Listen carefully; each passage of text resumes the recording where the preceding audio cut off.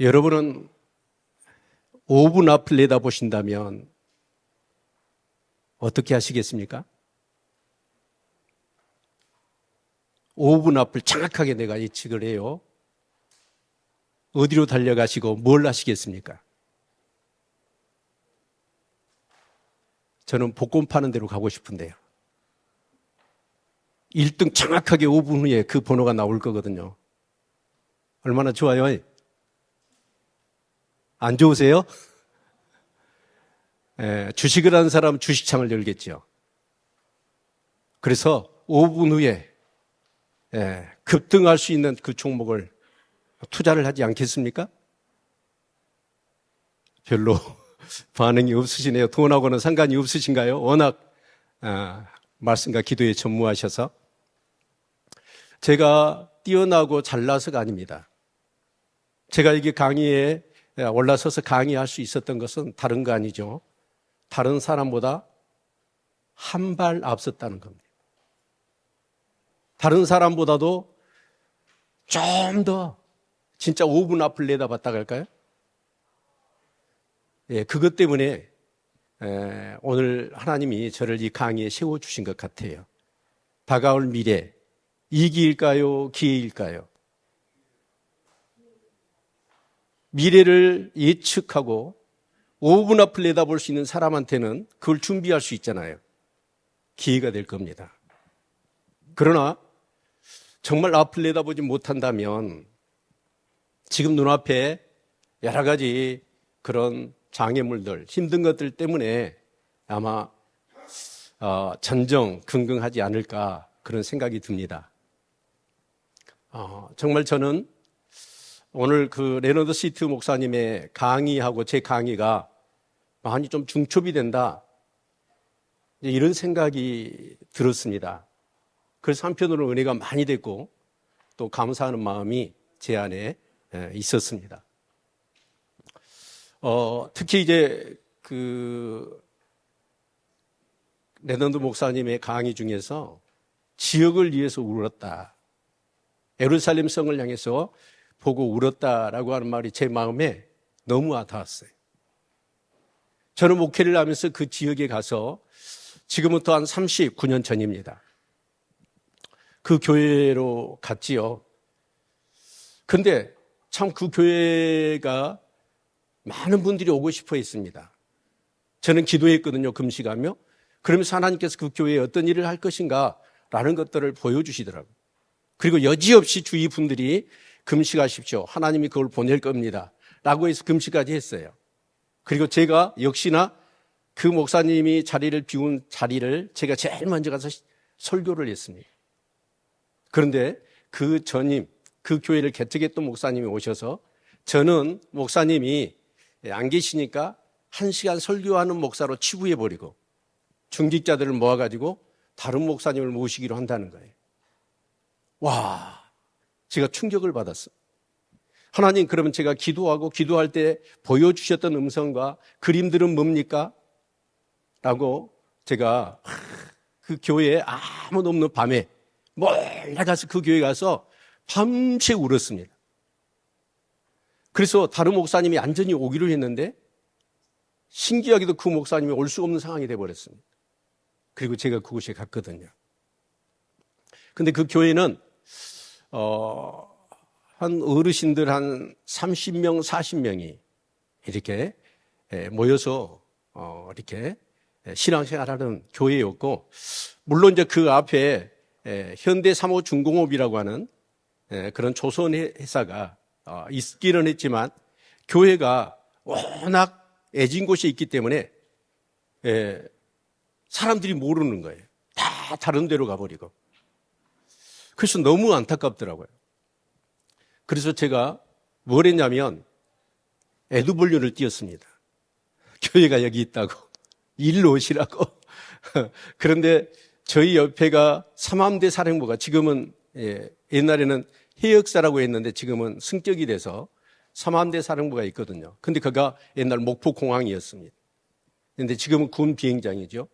그래서 비행기가 뜨고 내리는데 어렵다고 해가지고 에드벌룬을 치우라고 그때 중령이 찾아왔더라고요.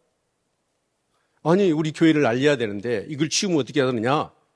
그래서 타협을 보기를 높이를 더 내리기로 했습니다. 그 정도로까지 저는 이제 뭔가 교회에 목회를 하려고 몸부림을 쳤던 것 같습니다.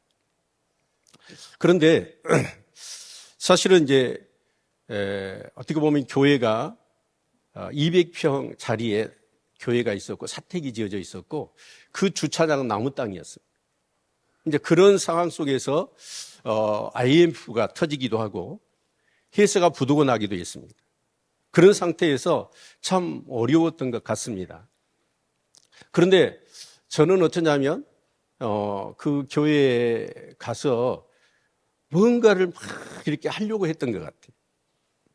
그래서 이제 신방을 가서 봤더니 뭐가 있냐면 아이들이 많은 거예요. 어린애들이. 근데 교회가 이제 이렇게 좀 부흥하기 시작하니까 벽돌도 아니고 부르꾸로, 그러죠? 부르꾸죠? 부르꾸로 지어졌습니다. 그리고 지붕은 스레트로 올려져 있었는데 그쪽이 바닷가라 바람이 많이 불거든요.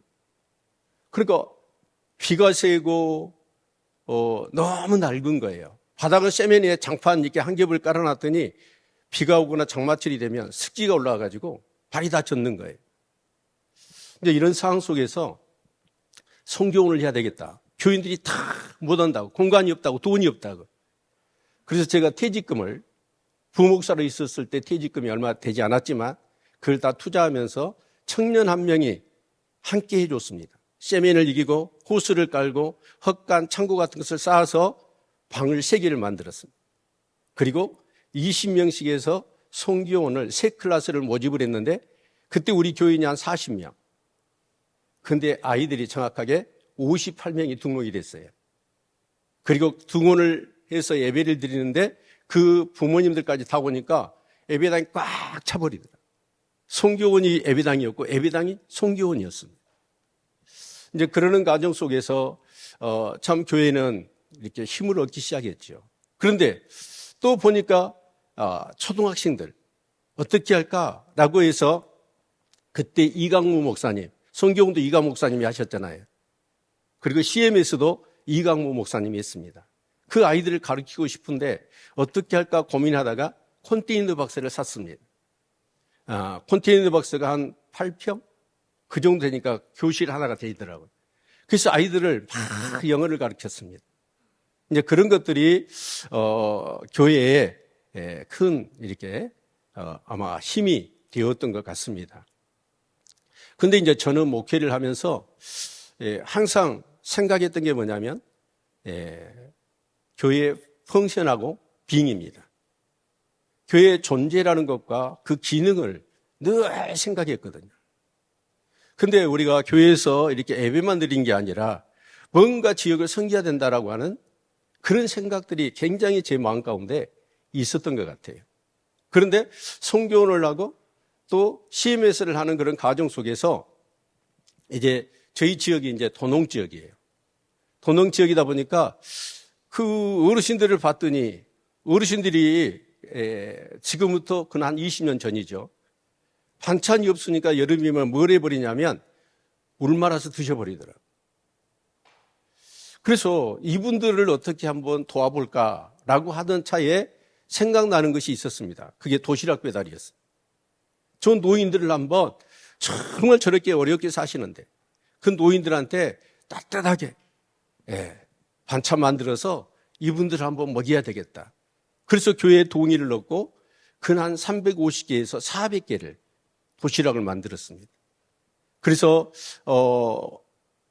평상시는 일주일에 하나, 방학 때는 2개, 3개씩 근 400개 정도를 일일이 교인들하고 같이 가가호호 골목을 다니면서 그분들에게 도시락 배달을 하게 됐습니다. 근데 도시락 배달을 하다 보니까 뭐가 생기냐면 그 노인들이 이제 자녀들을 도시로 보냈잖아요. 결혼해가지고. 근데 사업이 망했거나 결혼이 깨지면 그 자녀들을 누구한테 보내냐면 할아버지 할머니한테 보내더라고요. 그래서 할아버지 할머니가 뭘 하고 있냐면 진짜 텃밭 일구고 허리가 휘도록 정말 손이 굽도록 그렇게 사시는데 그 아이들까지 키우시더라고요. 그래서 이걸 어떻게 좀 하면 어쩔까라고 해서 했던 게 뭐냐면 아동센터였습니다. 그래서 아동센터를 이렇게 하게 됐죠. 그러면서 이제 아이들이 와서 이 아동센터에 와가지고 케어도 받고 교육도 받게 되어졌던 것이죠.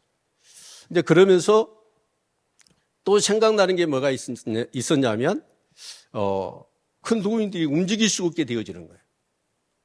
그래서 그 재가 복지를 하게 되고 요양보호사 그런 것을 취득하게 해가지고 하게 하고 또 그분들을 주간보호센터를 만들게 되고 또 요양원을 만들게 되고 다 필요에 의해서 이 복지사역들이 하나씩 지역에 세팅이 됐던 겁니다.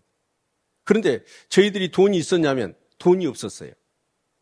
돈이 없다 보니까 어떻게 하냐면 정말 신기하더라고요. 이렇게 뭘 하려고 하면 하나님이 도우시는 것 같아요.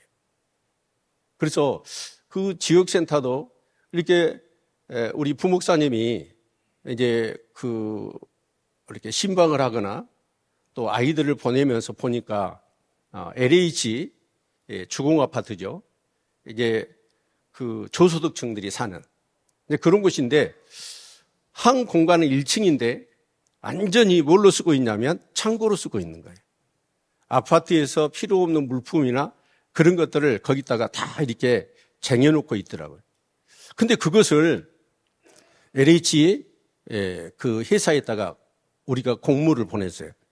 이걸 우리가 개조를 해서 이 지역의 아이들이 이 저소득층인데 학원도 못 보내요. 그래서 이 아이들을 어떻게 케어할 수 있도록 공부방을 하겠다라고 했더니 LH에서 허락을 해주는 거예요. 그리고 인테리어를 거기서 해줬습니다. 그래서 공간을 만들어서 거기서 36인 시설을 우리가 시작하게 됐지요. 그래서 이렇게 하나씩 해서 이제 우리가 사단법인화 됐습니다. 그래서 이제 전체 센터로는 6개가 있고 전체 사역으로는 12개의 사역까지 성장할 수가 있었습니다. 잠깐 영상을 좀 보시면요. 이제 저희가 처음 갔던 교회가 저우개 교회입니다. 전형적인 시골 교회죠. 그리고 앞에 보시면 조립식으로 달아내렸죠. 저런 이제 교회에서 이제 사역들을 하나씩 시작했고, 이제 저 성전은 조감도지만 교회의 모습과 거의 같습니다. 교회 예배당이. 그래서 근한 700평으로 해가지고 저희들이 2002년에 저희들이 건축을 하게 됐습니다. 근데 저기 있는 것처럼 사람도 건물도 돈도 없던 교회에서 지금 우리 교회가 이제 이루어졌다라는 것이죠. 그래서 96년에 9월에 청빙을 받고 도착한 곳은 비가 세고 습기가 차오르는 낡은 예배당에서 30명이 모였던 농촌 그런 교회였습니다. 이제 제가 참 그 간증 중에 하나가 뭐냐면 회사는 부도났고 교회는 지어야 돼요. 조립식으로 달아내리는 그 미닫이 문이 그 알루미늄이었더니 교인들이 어린이집 얼마나 성도들이 왔다 갔다 했던지 도리의 그 알루미늄 그 받침대가 다 일어나 버렸습니다. 그래서 창틀을 3번을 바꿨어요. 그 정도로 저 작은 교회였지만 저기 저 조립식으로 달아내린 그 창으로 많은 사람들이 이렇게 오고 가면서 사역을 우리가 할 수가 있었죠. 그런데 이제 교회를 지어야 되겠다는 거예요. 교회가 좁아요. 그래서 제가 평상시에는 그랬습니다. 절대로 헌금 걷기에서 집회는 안 열어야 되겠다. 그 시체에 목회 원칙처럼 정해놨거든요. 그런데 교회가 좁고 교회를 지차고 하는데 성도들한테 헌금을 거둬야 되잖아요. 그래서 집회를 열기 전에 제가 금식기도를 갔습니다. 금식기도를 갔는데 제가 일주일 금식을 했죠. 근데 몸무게가 한 8kg 빠지더라고요. 그리고 이제 집회를 열어서 헌금 작정을 다 했죠. 그리고 나서 부흥회를 열어서 강사 목사님과 이렇게 목욕탕에를 갔습니다. 저 몸무게가 안 재요. 항상 똑같으니까. 근데 강사 목사님 오르길래 제가 올라봤더니 한 8kg가 빠져 있는 거예요. 그때가 한 달 보름이 지났습니다. 금식한 지. 그래서 이상하다. 전에는 금식을 하면 몸무게가 한 원이 됐는데 라고 해서 병원에 가봤더니 아무 이상이 없다는 거예요. 그래서 제가 금식을 하면 한 달 정도면 부식을 하면 몸무게가 한 원 되는데 이상하다 했더니 정밀검사를 해봤더니 제가 3.5층짜리 암이 있더라고요. 대장암에. 그래가지고 6개월 전에 보험을 들어놨거든요. 어떤 목사님이 막 동생이 보험을 하는데 들어달라고 해서. 근데 그게 아다리가 됐어요.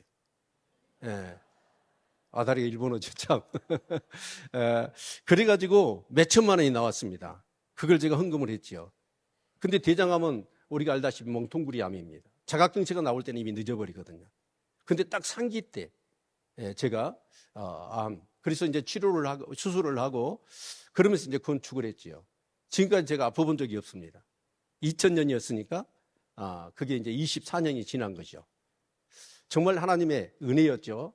그래서 성도들이 다 은혜라 생각하고 십시일반을 해가지고 저 교회를 건축하게 되었습니다.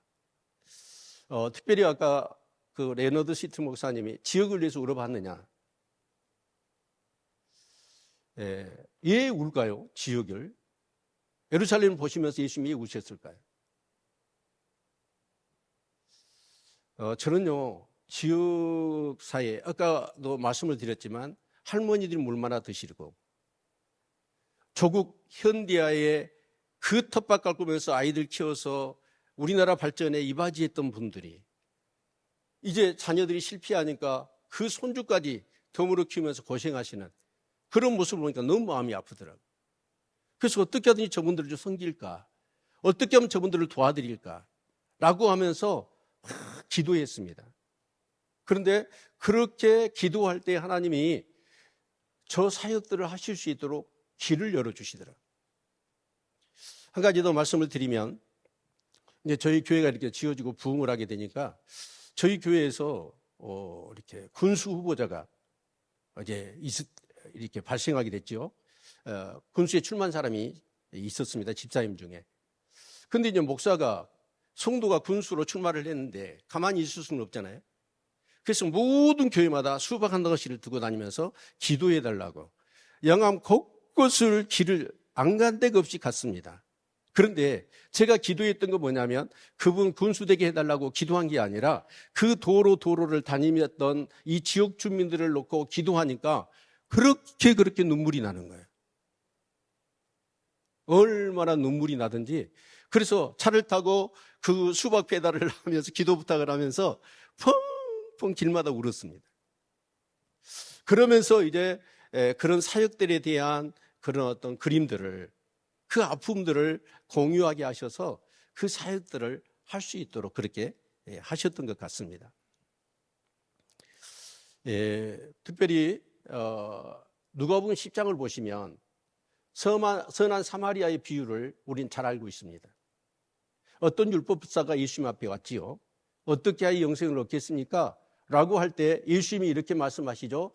마음을 다하고 뜻을 다하고 힘을 다하고 목숨을 다하여 주 너의 하나님을 사랑하고 내 이웃을 내 몸처럼 사랑하라 라고 말씀하셨거든요. 그러자 이 율법사가 뭐라고 대답을 하냐면 내 이웃이 누굽니까? 그렇게 묻더라고요. 그러자 예수님께서 이해를 선한 사마리아 얘기를 하시죠. 어떤 사람이 강도 만나서 가만 죽게 됐습니다.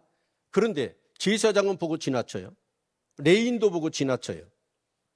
그런데 개라고 취급받았던 이방인이었던 사마리아인이 그 강도 만나 죽어가는 사람을 치료를 하고 여관으로 모셔다가 부비가 더 들면 내가 다 돌아올 때 제공하겠으니까 이 사람을 잘 섬기고 돌봐주라 라고 얘기를 하더라고요.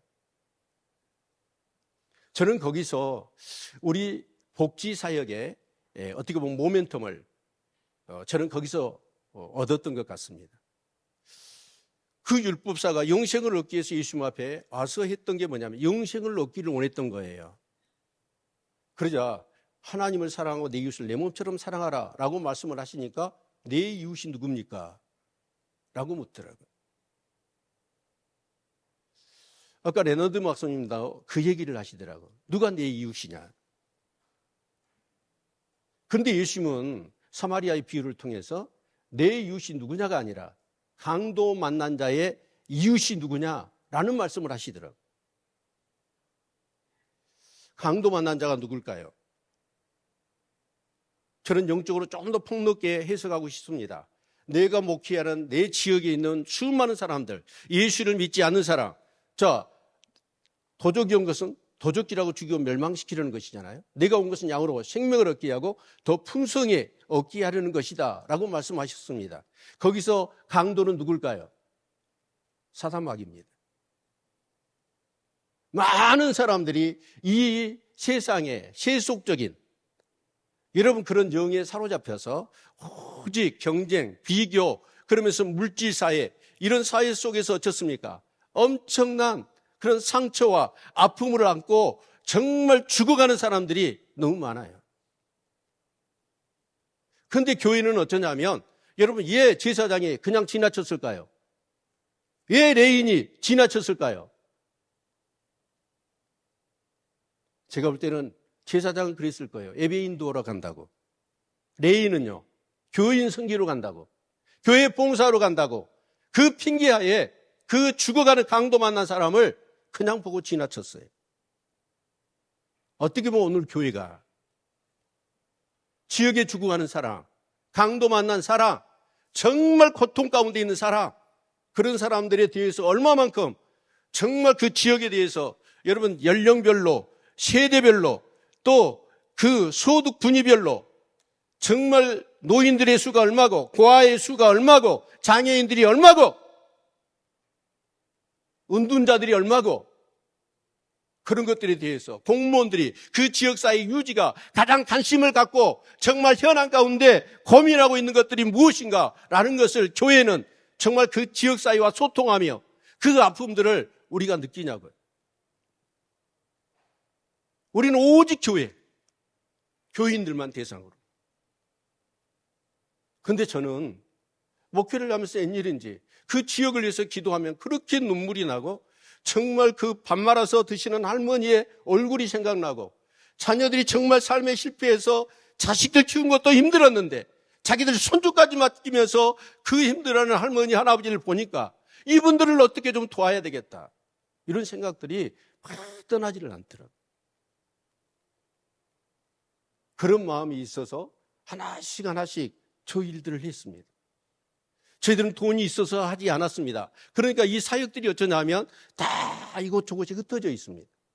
그때그때 지역에 필요한 것들, 도움이 필요한 것들, 그런 부분들에 정말 우리가 이렇게 필요로 하니까 그런 부분들이 지역에서 도와주시더라고요. 협력도 해주시고. 그런데 사회복지는 그렇습니다. 사회에 다양한 계층들이 있습니다. 그 사람들의 욕구는 천차만별이죠. 그런데 사회복지는 뭐냐면 그 다양한 사람들의 욕구를 채워주는 겁니다. 그것이 사회복지거든요. 그런데 제가 이런 책을 한번 읽었습니다. 내 두 번째 이름은 연하입니다. 이 책을 제가 이상하더라고요. 제목이. 자기 두 번째 이름이 연할까. 그래서 그 책을 읽어봤어요. 그때 이분이 동사무소에서 사회복지 공무원입니다. 근데 이 공무원이 어쩌냐. 지역을 이제 섬기다 보니까 사회복지 공무원이니까 많은 지역 주민들이 와가지고 이 공무원한테 뭘 요구하냐면 수급자가 되게 해달라. 복지 혜택 받게 해달라. 라고 막 부탁을 하는 거예요. 근데 공무원이 무슨 힘이 있습니까? 정확하게 룰에 따라서 그 검사에 통과하면 수급자가 되고 그렇지 않으면 수급자가 될 수가 없거든요. 인위적으로 할 수가 없잖아요. 그래서 할아버지는 안 됩니다. 할머니는 안 됩니다. 그러면 그 할아버지 할머니들이 뭐라고 얘기하냐면 죄송합니다. 그분 책에 나온 대로 제가 얘기할게요. 이 미친년아, 이 도둑년아 욕을 하는 거예요. 그래서 그분의 이름이 미친 도둑을 빼고 연하 수없이 욕을 얻어먹었다는 거예요. 정말 그런 아픔들을 공무원들은 느끼고 있더라고요. 근데 우리 교회 목회가 우린 세상에 비치고 세상의 소금이잖아요. 그 세상이 어딜까요? 그 세상은 바로 여러분 우리 교회가 속해 있는 지역입니다. 그러면 그런 곳에 빛이 되어야 되잖아요. 소금이 되어야 되잖아요. 그런데 우리는 어쩌냐면 여러분 교회가 저는 이제 도농지역이다 보니까 제가 대부분 이렇게 시찰회나 같이 만나서 교제하는 목사님들이 다 시골집 분들이에요. 근데 시골 분들의 목회는 어느 정도냐면 내가 목회하는 분들 돌아가시면 교회는 문은 닫는다는 생각밖에 안 해요. 교인수도 예산도 심지어는 전에는 장로 시골교회에서 될라고 했잖아요. 여러분 중직자들을 시키면 도망가 버립니다. 재정 맡겨놓으면 다른 교회로 가버려요. 정말 어려운 상황인데 어쩌냐면 목사님들은 이런 부분들에 대해서 생각을 안 하고 있고 자기 교회에 있는 이 나이 드신 분들이 이제 돌아가시면 이제 이 교회 문 닫고 내 목회 끝이다. 이런 생각들이 지배적이시더라고요. 그런데 저희 사역을 제 동기들이 와서 보고 가셨던 분들, 이제 그런 분들 중에는 이 골치 아프게 그냥 은혜 목회만 할래. 뭐 그런 일을 해 복잡하게 교회가.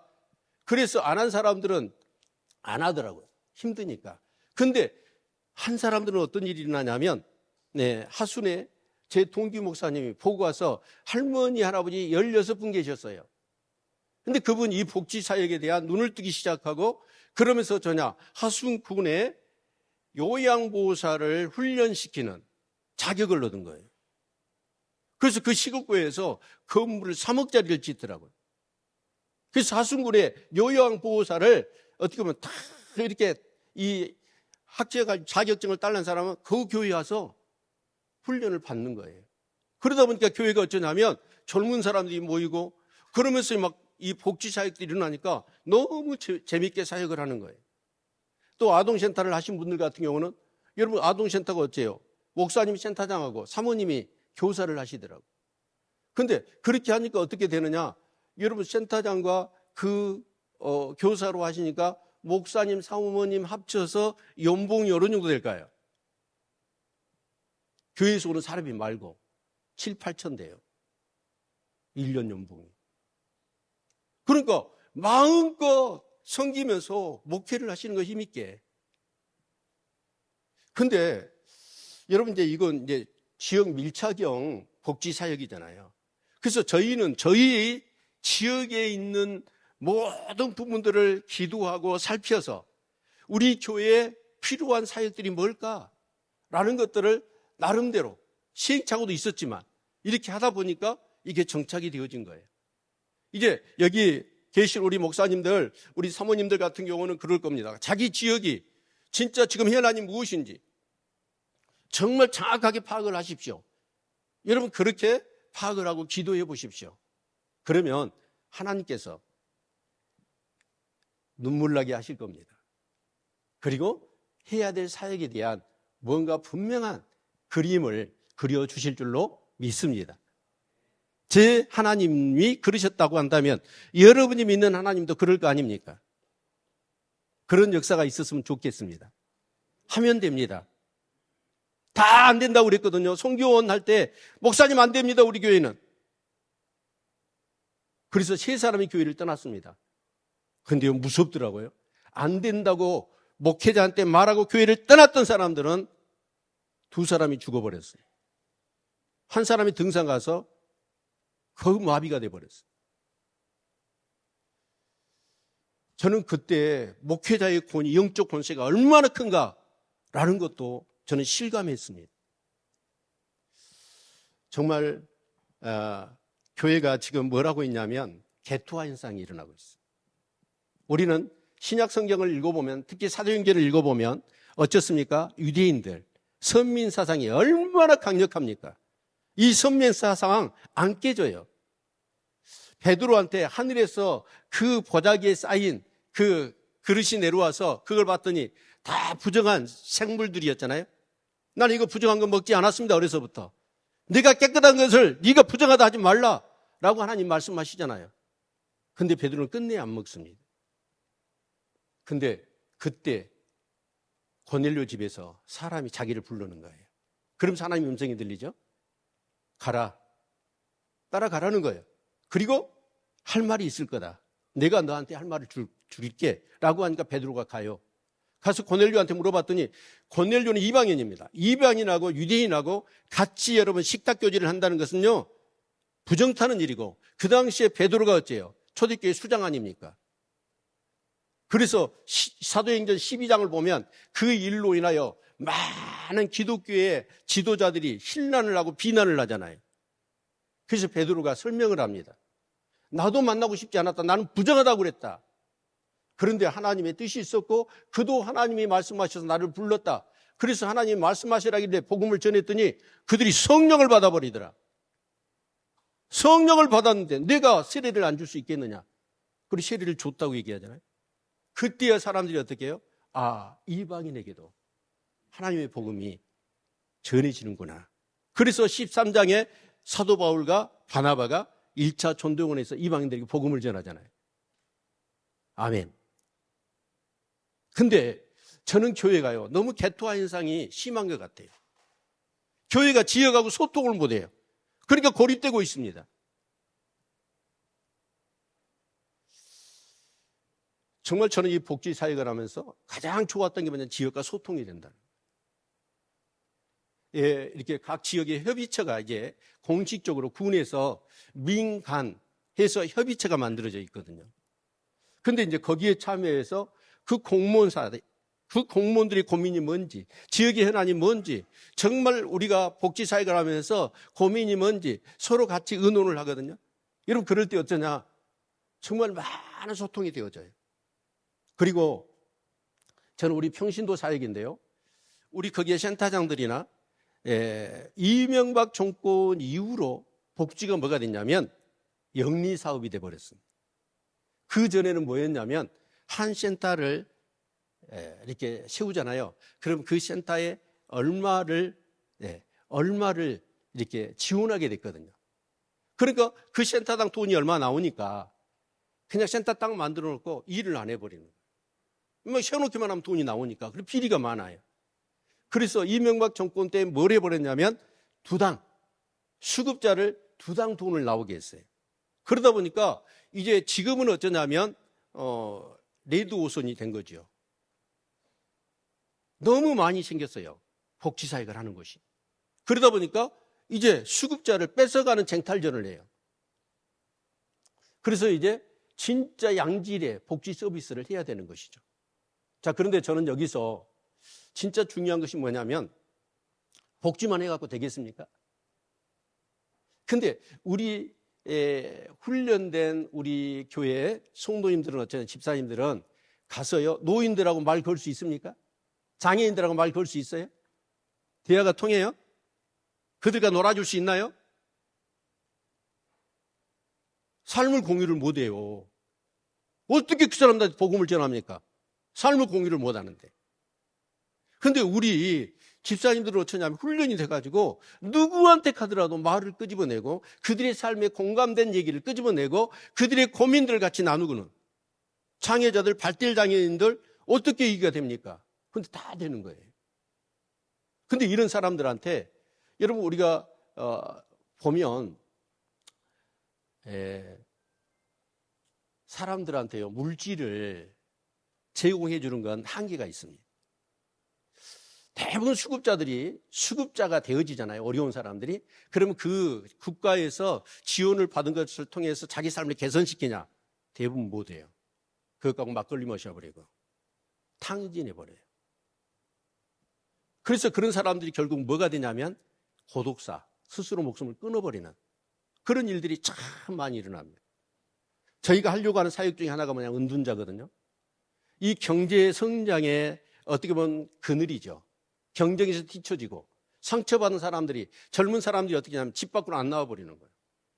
우리 사모 읍에만 그 사람이 40명이 있습니다. 이건 공무원도 손대지 못해요. 그 사람 치유를 해서 와야 되거든요.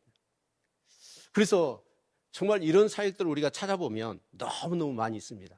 시간이 다 돼서 그림만 제가 한번 보고 마치도록 하겠습니다. 이제 이 도시락 배달을 했던 것입니다.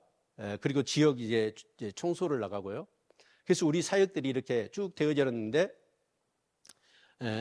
지금 저희가 이제 한 개 폐교를 하나 저희들이 공모사업으로 땄습니다.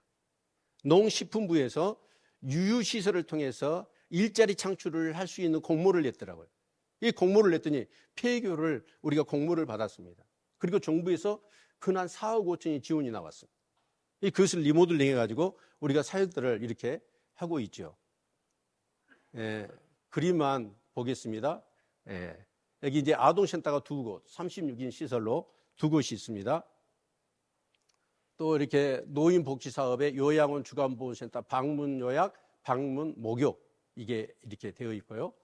또 장애인 복지사업에 장애인 주간보호센터 있고 발달장애인 주간활동 서비스가 있습니다. 그리고 이제 여기 보면 집수리 봉사랄지 도시락 배달할지 이제 청소년들 자원봉사 이런 여러 가지 일상 돌봄 서비스를 저희들이 하고 있죠. 그리고 이제 직원들한테 가서 정말 복음을 전해야 됩니다. 물질만 전하면 아무 의미가 없어요. 그래서 복음을 전해야 되거든요. 그래서 직원들 이렇게 가서 이렇게 성경 공부하고 예배 드리고, 저는 요양원에 가서 예배를 드립니다. 노인들하고. 그 시간이 저희 교회에서 드리는 예배 시간보다도 더 은혜가 돼요. 정말 그 노인들이 되게 다 그런 건 아니지만 은혜를 그렇게 사모합니다. 이게 이제 이 폐교를 우리가 공모 사업을 받아가지고 폐교를 지금 리모델링하는 내용들이죠. 내용을 해서 저렇게 멋지게 우리가 지금 이렇게 꾸며놓고, 지금 밖은 아직 이렇게 이 밖은 아직 저희가 손을 못 대고 있습니다. 이런 사역들을 저희들이 하고 있죠. 그래서 저는 그렇게 생각합니다. 지역을 위해서 우라고 하는 그 목사님의 얘기가 너무 좋은 것 같아요. 지역을 위하여 울면서 기도해 보시기를 바랍니다. 그럼 그 아픔이 느껴질 거예요. 그 아픔을 어떻게 해결할까? 여러분, 기도하시면 하나님이 답을 주실 줄로 믿습니다. 그래서 정말 저희는 그렇습니다. 앞으로 이제 초고령 사회가 될 겁니다. 그리고 저출산으로 인해서 다문화 시대가 될 겁니다. 앞으로 경제 발전 때문에 정신적인 많은 연약한 자들이 있을 거예요. 이런 부분들에 우리는 이제 초석을 깔아놨습니다. 사역을 늘리면 얼마든지 앞으로 사역이 확대되고, 그러면서 우리 성도들이 거기서 일자리, 그러면서 복음을 전하는, 지역과 소통하며, 저는 앞으로가 더 기대가 되어지는 거예요. 다가올 미래가 걱정되고 이기라고 생각이 든 게 아니라 오히려 더 큰 기회라는 생각이 제 마음 가운데 꽉 차 있습니다. 도움이 되셨으면 좋겠습니다. 마치겠습니다. 네, 할렐루야, 반갑습니다. 우리 전병희 목사님 강의 들으니까 영암에 꼭 한번 가서 또 방문하고 또 배우고 싶다는 마음이 듭니다.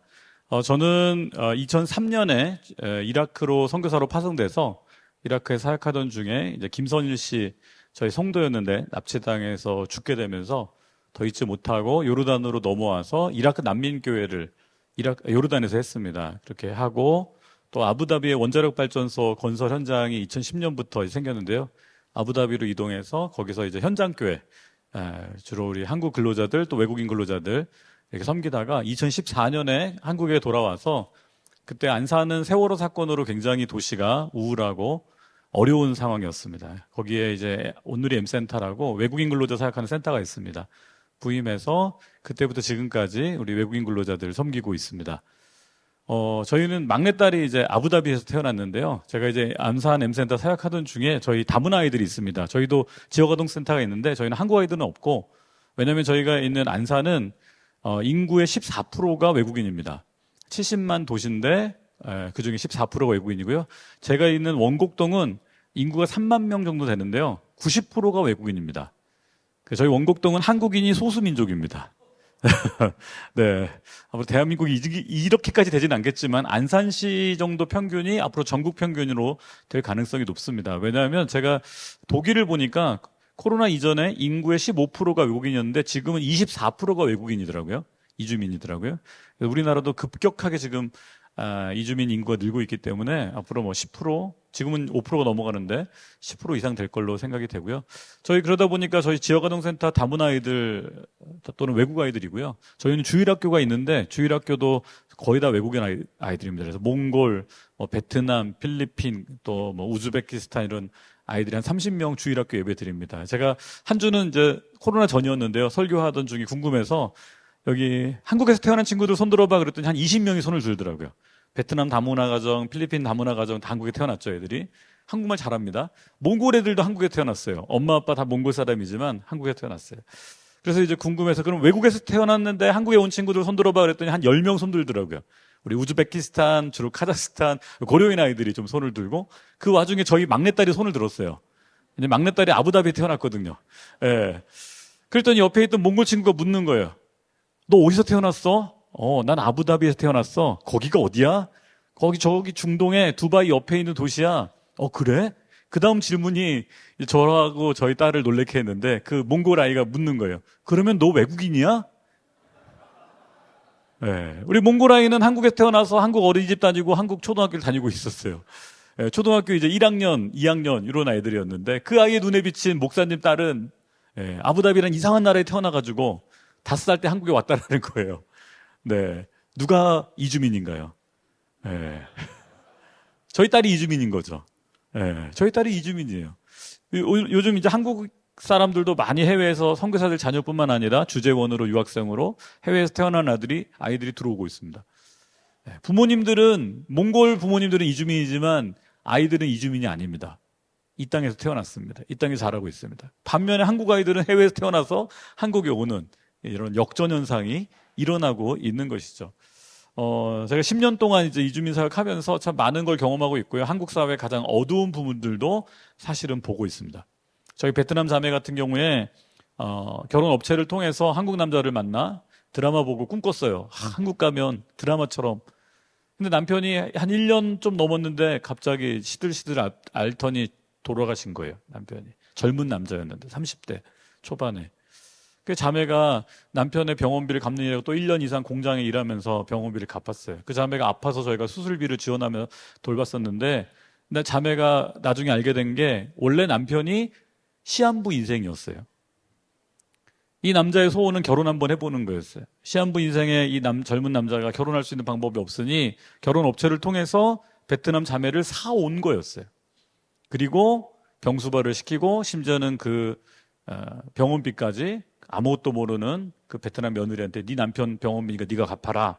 그렇게 2년 이상을 자매가 고생을 하고 큰 어려움 속에 살았죠. 다행인 것은 그래도 국적 취득을 해서 한국 사회에 남게 됐어요. 그런 모습을 보면서 우리 형제들이 말하는 거 한국 사람 나빠요. 네, 정말 그거를 많이 보고 있습니다. 우리 사회의 가장 어두운 면들을 저는 우리 형제들을 통해서 경험하고 있습니다. 잠깐 PPT를 좀 보여주시겠습니까? 저는 약간 좀 딱딱한 얘기일 수 있는데 한국이 왜 이렇게 뭐가 바뀌고 있는지를 좀 보여드리고 싶어요.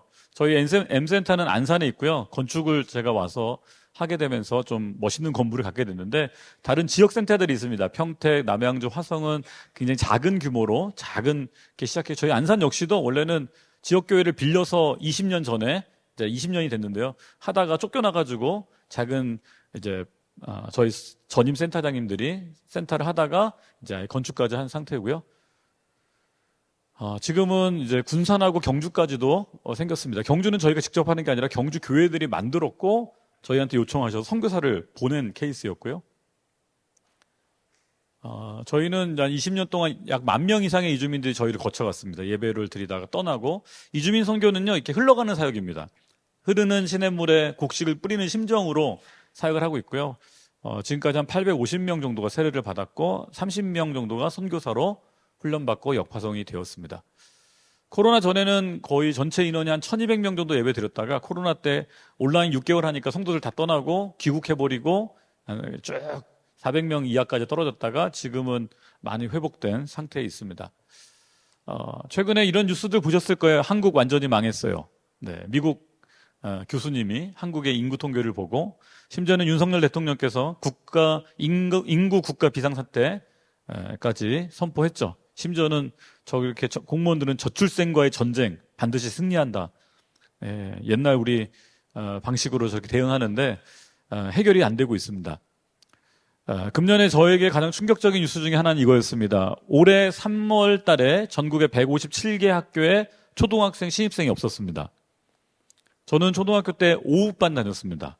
공부를 못해서 오후반이 아니라 학생이 너무 많아서 교실이 감당을 못해서 한 반에 70명씩 오전반, 오후반. 그래서 저는 안양에서 학교를 다녔는데 오후반 다녔거든요. 근데 지금은 학생이 없어서 특히 전라북도와 경상북도가 좀 심각한 상황입니다. 서울에 있는 화양초등학교는 이미 폐교를 했습니다. 올해 36만 명이 1학년으로 학교를 들어갔는데요. 앞으로 5, 6년 후면 초등학교 들어갈 학생은 23만 명이 안 됩니다. 13만 명이 또 줄어들 겁니다. 그 얘기인즉슨 이런 학교들은 다 폐교한다는 얘기죠. 저희가 올해 안산시 교육청에서 M센터를 몇 차례 찾아오셨습니다. 교육장님 또 장학사님 찾아오셔서 제발 위탁형 대안학교를 하나 해달라. 무슨 말씀인가 봤더니 안산시 저희 원곡동 주변에 학교가 초등학교 6개가 있어요. 학교에 갑자기 외국 아이들이 많이 들어온 거예요. 다문화 애들은요 한국어 잘합니다.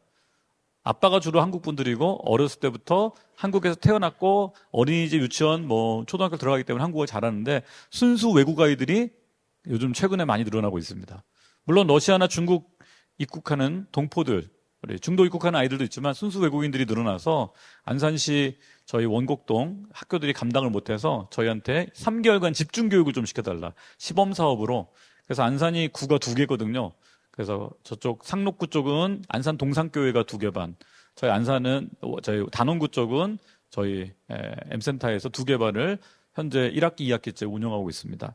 근데 이것이 시범 사업이기 때문에 앞으로 경기도 지역에 확대될 것 같고, 다른 지역에도 확대될 것 같습니다. 왜냐, 초등학교에서 1, 2학년은 감당하는데요. 3, 4, 5, 6학년은 선생님들이 얘 하나 붙들고 한국어를 가르칠 수가 없는 거예요. 그러니까 3개월씩 저희한테 맡겨서 집중교육시키고 학교로 돌려보내는 형태의 위탁형 대안학교를, 저희가 가만히 있는데 자꾸 돈을 주시면서 이것 좀 해달라, 이것 좀 해달라. 저희가 교회 예산은 계속 줄고 있습니다, 지금. 근데 지금 저희 성도들, 이주민 성도들의 헌금은 계속 늘고요. 그 다음에 정부 지원이 계속 늘고 있습니다. 지금은 교회에서 온누리교회에서 지원해주는 금액이 50%가 됐고요. 지금 정부나 저희 자체 헌금이 50%가 돼버렸습니다. 지금 내년 되면 역전돼 버립니다. 교회 지원은 또 줄었거든요. 그래서 교회는 점점 재정적으로 어려워지는데 정부 복지 예산, 아까 우리 목사님 말씀하신 것처럼 복지 예산에 이주민들은 재정적으로 탄탄해집니다. 왜냐하면 둘이 일하면 많이 벌거든요. 그래서요, 저희 선교사들이나 간사님들보다 저희 이주민 형제들이 월급이 더 많습니다. 어려운 일 하거든요. 야간 수당 받거든요. 주말 수당 받거든요. 자기 나라에서는 2, 30만 원 벌다가 한국에 오니까 300만 원씩 버는 거예요. 차도 삽니다, 요즘. 가족이 오니까. 그래서 저희가 요즘 새로운 시세를 보고 있고요. 저희가 긍휼 사역을 안 합니다. 우리 형제들 보고 니네들이 밥 사라 그럽니다. 니네들이 더 많이 벌잖아. 밥 사라.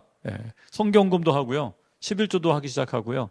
수련회 가면 한국인과 외국인을 차별하지 않습니다. 회비를 똑같이 내게 합니다. 왜요? 다 월급 받고 있거든요. 사대보만 받는 친구들도 있어요. 그래서 이주민 선교는 긍휼 사역이 절대 아닙니다. 복음 사역을 하셔야 됩니다.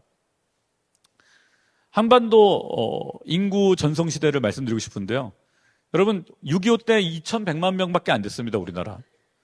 기억하시다시피 80년대 3,800만 명, 2010년에 5천만 명 넘어서 2020년이 한반도 역사상 가장 많은 인구가 살았던 해입니다. 5,184만 명. 단군 이래로 이 기록은 이제 안 깨질 겁니다. 아니, 다시 세울 수 없는 기록이 돼버렸습니다. 지금은 60만 명 정도가 줄었습니다. 순수 한국인 인구는 5천만이 이미 붕괴됐습니다. 그리고 앞으로는 계속 떨어집니다.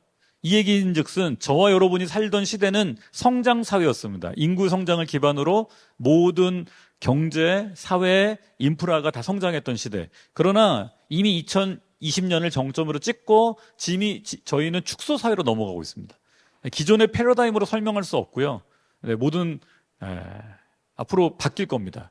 그래서 저와 여러분의 과거의 경험으로 미래를 경험하려고 하면 안 됩니다. 새로운 시대의 축소 사회에 맞게 우리 사역을 세팅할 필요가 있습니다. 그 이유는 왜 그럴까요? 과거에 우리 정부가 박정희 대통령이 이제 정권을 잡고 나서 경제개발 5개년 계획을 했죠.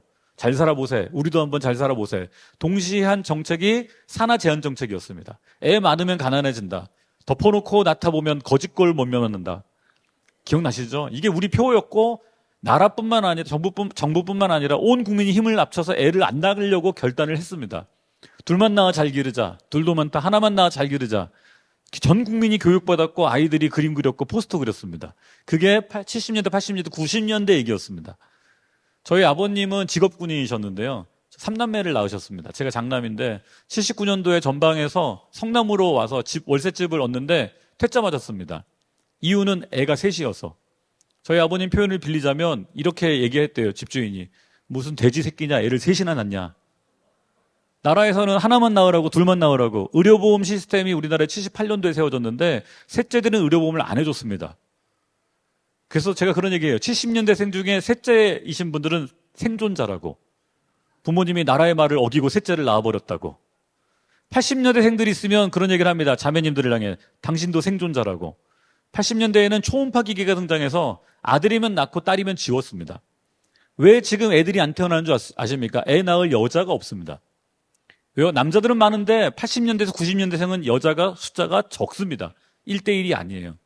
다 우리가 해놓은 일의 결과를 지금 저희가 겪고 있습니다. 사실상 61년부터 저희가 96년 김영삼 대통령까지 35년간 한 일은요, 아이를 줄이는 일이었습니다. 그 여파가 지금까지 미치고 있는 것입니다. 실제로 1968년생 여기 계실 텐데요. 역사상 가장 많은 아이가 태어난 해였습니다. 104만 명. 네, 다시는 만들어 볼 수 없는 숫자였습니다. 정확히 말하면 59년생부터요 72년생까지 매년 100만 명 이상 태어났습니다. 그런데요 올림픽 하던 때에 60만 명대까지 떨어뜨립니다. 지난 30년간 인구를 줄이기 위한 노력의 결과로 인구가 40만 명 이상 줄었습니다. 원래 100만 명씩 태어나야 되는 이 대한민국에 전 국민의 노력으로 60만 명 이어서 20만 명대까지 떨어뜨렸습니다. 제가 국가적인 통계로 나온 건 없는데 36년 동안 태어난 아이가 약 3천만 명 정도 됩니다. 지금 살고 있는 우리죠. 근데 그 사이에 낙태된 아이가 얼마나 될까 추산을 해보니까 1,500만 이상 됩니다. 피임을 잘해서 애가 안 태어났을까요? 국가 차원에서 산하 보건소 요원들을 보내가지고 2만 5천 명씩 보내서 우리는 낙태를 했고 그랬습니다. 사실 바로 왕 시대나 헤롯 왕 시대의 유아 학살과 비교할 수 없는 규모의 낙태를 우리 스스로가 자행했습니다. 저는 하나님 앞에 우리 한국 교회가 회개해야 될 큰 제목 중에 하나가 이거라고 생각합니다. 우리는 경제 발전을 위해 아파트를 위해 자녀들을 포기했던 나라입니다. 이 부분에 대해서는 저는 이주민 선교하면서 이걸 보면서 너무 가슴이 아팠고요. 우리 한국 교회가 하나님 앞에 회개해야 되는 분명한 주제라고 생각을 합니다. 외국인은 98년도 IMF 때 30만도 안 됐습니다. 그런데 급속하게 늘어납니다. 10년 만에 100만 명, 3배 늘었고요. 2019년에 252만 명까지 늘었다가 코로나 때 확 50만 명 줍니다. 많이 돌아갔습니다. 그때. 그런데요, 불과 2년 사이에 261만 명, 이거 6월달 통계인데요. 8월달 통계로는 263만 명이 됐습니다.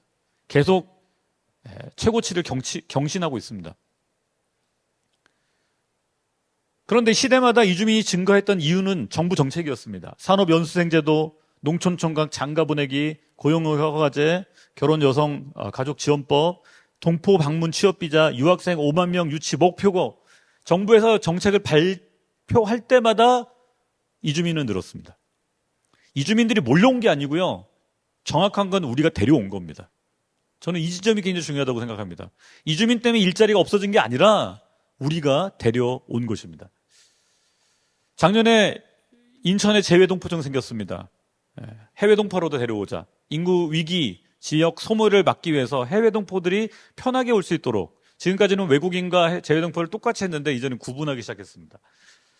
한동훈 장관이 이민정책 안 하면 국가 소멸 피할 수 없다. 이미 그 지경에 갔습니다. 지금. 안산시는요, 이민청 유치하려고 시장님이 뛰어다니고 있고 저희가 통역사들을 붙여드리고 있습니다. 작년에 우리 외국인 근로자들은 대부분 E9 비자라고 비전문 취업 비자를 받고 옵니다. 1년에 5만 명 내지 6만 명이 들어왔었는데요. 작년에 12만 명 쿼터를 늘렸고 올해 16만 5천 명으로 늘렸습니다. 그리고 일자리도 서비스업까지 확대했습니다. 지방은요, 뭐 다 지방에서 오신 목사님들은 아마 경험하실 거예요. 젊은 사람들 없고 젊은 사람들은 다 외국인 근로자들입니다. 담은 엄마들이고. 서울에 계신 분들이 그러더라고요. 왜 이렇게 농산물이 비싸지는지 모르겠다고. 딸 사람이 없거든요. 사과와 배를 딸 사람이 없는. 선장님들만 한국분이고 선원들은 다 필리핀, 베트남 친구들입니다. 공장도 마찬가지입니다. 우리의 가장 기본적인 먹거리와 산업 기초로 다 외국인들이 하고 있는 실정이죠. 저희 베트남 자매들이, 캄보디아 자매들이요, 12,000장씩 깻잎을 따고 있습니다. 그들이 그걸 안 따면 우리가 삼겹살도 못 먹는 지경에 이르렀습니다. 왜요? 우리는 우리의 자녀들을 하나씩밖에 안 낳았거든요. 너무 귀한 아들이거든요. 귀한 딸이거든요. 너는 유학 가라. 너는 서울에 가라. 그러다 보니 어떻게 됐습니까? 지방은 다 전멸한 상태였고 이주민들이 들어와 있죠. 그런데 사장님들이 너무 힘들었어요. 공장에 있는 분들이. 왜냐하면요, 이 비자로는 4년 10개월밖에 못 있거든요. 돌아가야 돼요. 실컷 기술 가르쳐놨더니 비자 끝났다고 돌아간대요. 그래서 20년 동안 사장님들이 고용부에 계속 요구했어요. 비자 좀 바꿔달라. 그래서 어떤 것이 생겼는가? E7 계열을 비자는 전문 취업 비자입니다. 주로 엔지니어들, 영어 강사들 이런 비자인데 E7-4, E7-4라는 비자가 있어요. 이거는 전문 취업 비자인데요. 원래 전국에 2,000명밖에 안 주던 비자예요. 굉장히 받기 어려운 비자인데 작년에 35,000명으로 17배 늘렸습니다. 그리고 중앙부처뿐만 아니라 지자체에도 이 쿼터를 나눠줬어요. 이 비자는 뭐냐? E9으로 왔던 친구들이 토픽 시험 2급 받고요.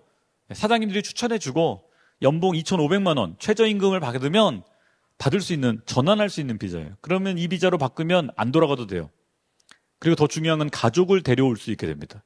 작년부터 이 비자의 영향으로 우리 형제들이 열심히 한국어 공부하고 있어요. 한국어 2급 받기 위해서. 1급이 제일 낮거든요. 1급, 2급 별로 어렵지 않습니다. 2급 받으면 가족을 데려올 수 있어요. 캄보디아, 우리 미얀마, 이 친구들이요, 가족 데려오려고, 네팔 친구들이. 그리고 실제로 가족을 데려오기 시작하고 있습니다. 그 여파로 교육청에서 저희한테 이 애들을 위해 한국어를 해달라는 거예요. 그런데 35,000명이 적어 보이지만 1년에 35,000명입니다. 그러면 부인 데려오면 얼마죠? 7만 명 됩니다. 아이 한 명 데려오면 어떻게 되죠? 10만 명 됩니다. 그러면 10년이 지나면 얼마가 될까요? 이 비자 하나로 100만 명이 이주민이 늘어나는 효과가 발생되는 거예요. 그래서 이민사회가 열렸다고 말하는 겁니다. 이런 내용을 한국 분들은 모르십니다. 관심이 없기 때문에. 저희처럼 이주민 사역하는 분들이나 정책하는 분들이나 알고 있는 것이죠. 그리고 외국인 계절 근로자도 계속 늘어나고 있죠. 그리고 F2R이라고 지역 특화형 비자도 새로 생겼습니다. 지역에서 5년 이상 머물도록 묶어놓는 비자예요. 저희 화성에서 일하던 사역하던 우리 네팔 목사님이 이 F2R 비자를 받고 경상남도로 내려가게 됐어요. 거기서 일하면서 정착하는 거예요. 가족을 데리고. 그래서 한국 사회는 앞으로 이민 사회로, 아니 앞으로가 아니라 이미 넘어갔습니다. 이 속도가 점점 빨라지고 있습니다. 외국인 유학생 2010년에 5만 명 유치가 목표였는데요. 지금은 30만 명 유치가 목표입니다. 이미 22만 명을 넘어가고 있고요. 최대 숫자는 베트남 학생들입니다. 코로나 때 역전이 됐습니다. 중국 유학생이 더 많았는데 지금은 베트남 유학생들이 훨씬 많습니다. 왜냐? 와서 아르바이트만 해도요. 원래는 일주일에 20시간이었는데 지금 30시간까지 늘렸습니다. 1시간당 10,000원이면은요, 일주일에 30만 원 벌고요. 한 달이면 120만 원 벌입니다. 자기 나라에서 30만 원 벌기 어렵습니다. 근데 한국에 와서 낮에 공부하고 밤에 일하면 120만 원씩 벌 수 있는 거예요. 돈 벌면서 일하기 위해서 오고 있습니다. 아시아의 학생들이 오고 있습니다. 이공계 실험실을, 석박사 과정 실험실에 10명 중에 1명은 외국인 학생들입니다. 제가 지난번에 포항공대 갔더니 히잡 쓴 여학생이 있더라고요. 물어봤어요. 어디서 왔냐고. 말레이시아에서 왔대요. 뭐 공부하냐고. 핵공학을 공부하고 있대요. 박사과정에서. 어학당만 있는 것이 아니라 박사급 학생들도 한국으로 몰려오고 있습니다. 왜요? 우리나라가 핵발전소, 반도체, 조선, 전기 배터리 다 1등이거든요. 그거 배우러 오는 거예요. 아시아에 미국으로 유학 가기 너무 어렵잖아요. 비싸잖아요. 한국으로 오는 거예요. 아시아의 엘리트들이 한국으로 몰려오고 있어요. 다른 의미로 말하면. 이미 경희대나 연세대는 외국 학생이 5천 명이 넘습니다. 네. 근데 지역은 더 심합니다. 근데 지역에서는요, 지역 대학들의 소멸을 막기 위해서 유학생들을 늘리고 있고, 그 유학생들이 지역에 있는 공장이나 기업에 취업할 수 있도록 전공 파괴하고 적극적으로 눌러 앉히는 정책으로 지금 가고 있습니다. 이들을 잡아야 되는 거죠, 사실. 심지어는요, 군대도 가고 있습니다. 지금은 개인이 국가를 선택하는 시대입니다. 작년 7월에 저희 M센터에 한 친구가 두리번거리더라고요. 원래 이 좌우를 분별치 못하는 자, 요나서에 있잖아요. 좌우를 분별치 못하는 자가 교회에 오면 누구예요? 새가족입니다. 헌가족은 압니다. 어디로 가야 되는지. 근데 새가족은 좌우를 분별치 못해요. 어디지? 이런 친구가 있길래 제가 이제 뭐 도와드릴까요? 어느 나라에서 왔어요? 파키스탄 친구더라고요. 한국어 배우고 싶다고. 그러냐고. 근데 이미 한국어반 시작했으니까 한 30분 기다려야 된다고. 그때 우리의 가장 강력한 무기가 있습니다. 믹스커피. 믹스커피 한잔 하자고, 커피 한잔 하자고. 종이컵에 타서 앉혀놓으면 이거 마시는 동안 저랑 얘기해야 되잖아요. 10분 동안 이야기 나누면서 무슨 일인가, 왜 한국어를 배우려고 합니까? 물어봤더니 놀란 게 이 친구는 시화공단에서 일하는 친구인데 오전에 건너편 모스크에서 예배드리고 한국어 교실 찾다가 길 건너에 저희 M센터를 구글에서 발견하고는 온 거예요. 오전에 모스크에서 예배드리고 오후에 M센터 찾아온 거예요. 한국어 배우겠다고. 그래서 왜 배우려고 그래요? 그랬더니 군대 가야 된대요. 제가 놀랐어요. 왜? 파키스탄 사람인데? 알고 봤더니 아빠가 파키스탄, 엄마가 한국 사람이었어요.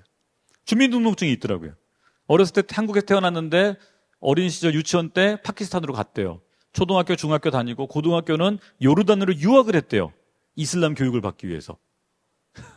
종교 철저하게 교육받고 고등학교를 졸업하자마자 온 가족이 한국으로 왔는데 교통사고로 엄마 아빠가 돌아가신 거예요.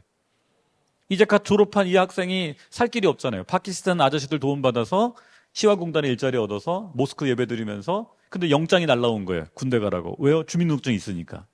한국말 너무 못하니까 한국어 좀 배워와라. 배울 데가 없는 거예요. 제가 물어봤어요. 모스크에서는 한국어 안 가르쳐줘요? 한국 사람이 없대요. 다행이죠.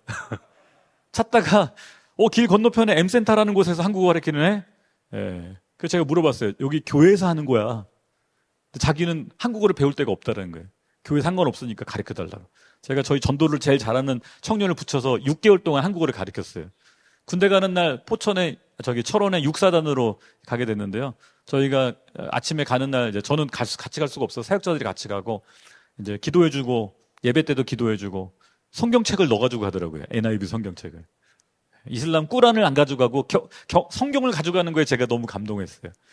훈련소 마치는 날 제가 철원에 가서 신교대 그 훈련 가서 면회하고 오리구이 구워주고 기도해주니까 펑펑 울더라고요. 얼마나 서러웠겠어요.